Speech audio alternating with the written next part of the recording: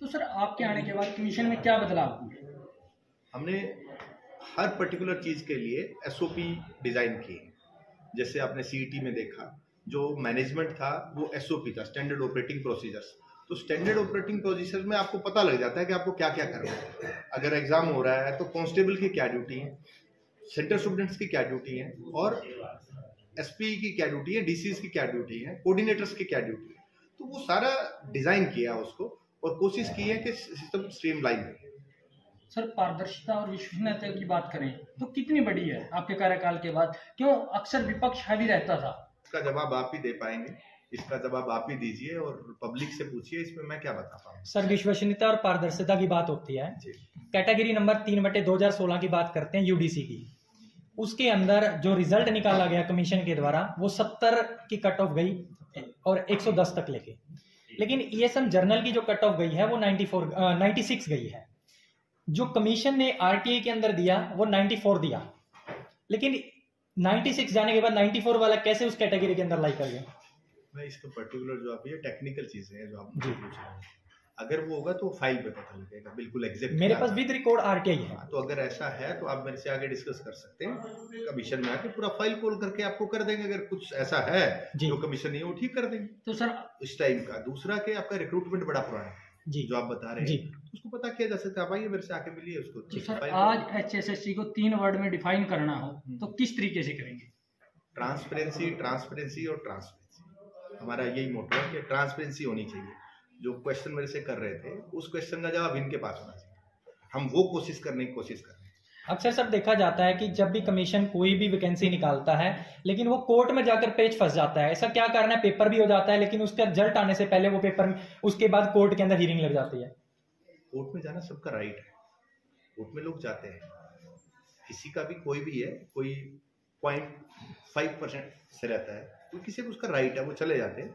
हम लोगों का भी अगर ऐसी चीजें हो जाएं फिर तो थाने बंद हो जाने चाहिए, क्राइम ना हो। लेकिन नहीं, उनका राइट है, वो जाते हैं। अगर कुछ हमसे गलतियां होती हैं तो कोर्ट बोलता है इसको ठीक करिए, लेकिन उसका नुकसान बच्चे को भुगतना पड़ता है ना सर। प्रोसेस है, हमेशा ही होगा, एक टाइम प्रोसेस है। हम जाते हैं लिटिगेशन। जब मैंने ज्वाइन किया तो 3300 लिटिगेशन था, आज 2700 है, तो कम हुआ है, जबकि 44,000 रिक्रूटमेंट हो गई है। टाइम लगता है, लेकिन हम किसी को कोर्ट में जाने से नहीं रोक सकते। सर सीईटी का परिणाम कब तक? बड़ा जल्दी।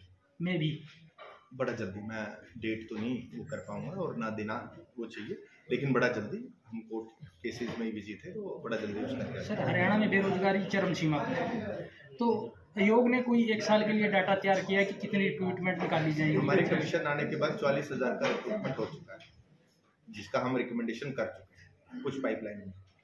तो मैं भी सर कोई डाटा आपके पास हो? मेरा कमीशन से रिलेटेड इतना ही, मैं कह रहा 44,000 का रिकमेंडेशन हम कर चुके हैं। तो 44,000 का रिक्रूटमेंट अगर 1.5 साल में हुआ तो आप इसका नंबर देखिए, बाकी स्टेट्स के साथ कंपैरिजन कीजिए। तो सर पेपर लीक होते हैं तो उस पर कार्रवाई के लिए एक स्टैंडर्ड होता है, कोई मापदंड होता है? मैंने 30 एग्जाम कराए हैं, आप बताइए कोई लीक हुआ है? नहीं सर, अभी सरकार ने भी गाइडलाइन नहीं जारी की थी, इसको लेकर विधानसभा में भी कानून लेके आए थे, तो क्या बदलाव हुआ? हाँ, बदलाव लो बड़ा स्ट्रॉन्ग है। आपको उसको प्रॉपरली इम्प्लीमेंटेशन करना है। जो आपके, मैंने आपको बताया कि एसओपीज बने हैं, एसओपीज आपको इम्प्लीमेंट करने पड़ेंगे। हर चीज के स्टैंडर्ड ऑपरेटिंग प्रोसीजर्स हैं, आप इम्प्लीमेंट करिए, नहीं होगा। और हम सबको अवेयर होना पड़ेगा। अगर पेपर लीकेज और ये चीजें करनी है, कमीशन के अलावा आम लोगों को भी अवेयर होना पड़ेगा, वो भी हमारा साथ दें।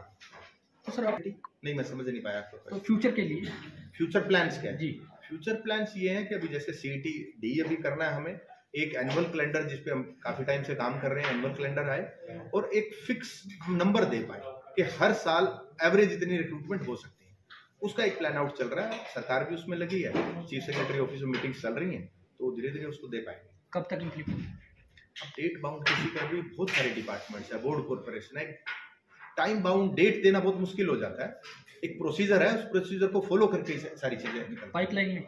हाँ, पाइपलाइन में ऑलरेडी चल रही है मीटिंग्स। Thank you.